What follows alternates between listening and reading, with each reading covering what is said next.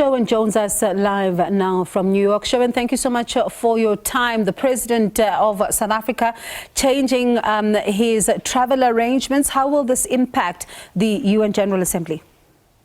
All right, I'm not sure if Sherwin is able to hear me. Sherwin, if you are able to hear me, it's Bongi, we're here. I was asking about President Cyril Ramaphosa's change in travel plans. Yeah, correct, Bongi. We're very much up in the air ever since he departed Washington on Saturday for the Queen's funeral in London.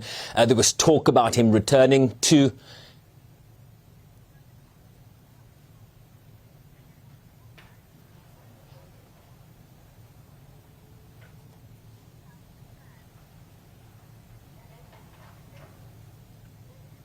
Hi, Bongi. I can hear you clearly. I was responding to your question. I'm not sure if you're getting my audio. I'm not getting your audio, Sherwin. I think there is a bit of a delay. You can go ahead.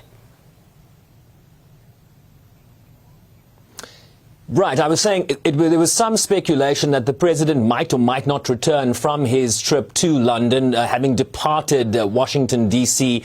on Saturday. And of course, we are now getting the latest guidance from the presidency. I'm going to quote Vincent Magwenya, the President's spokesperson here. The President will no longer be traveling to New York from London. Instead, he will head home to deal with the current stage 6 load shedding. The President has just finished an urgent virtual meeting, which he convened with all relevant ministers and officials. This was in between attending to the lying in state of Her Majesty and the King's reception tonight. He wanted a briefing on what led to so many units tripping, taking the country back to a situation that had been managed.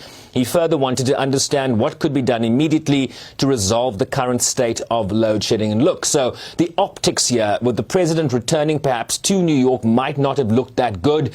But I think it's worth mentioning that the President being on the ground in South Africa is probably not in itself and by itself going to stabilize the electricity grid. But the optics, I think, coming back to New York might not have played well in South Africa, particularly as we move closer to that ANC elective conference later this year.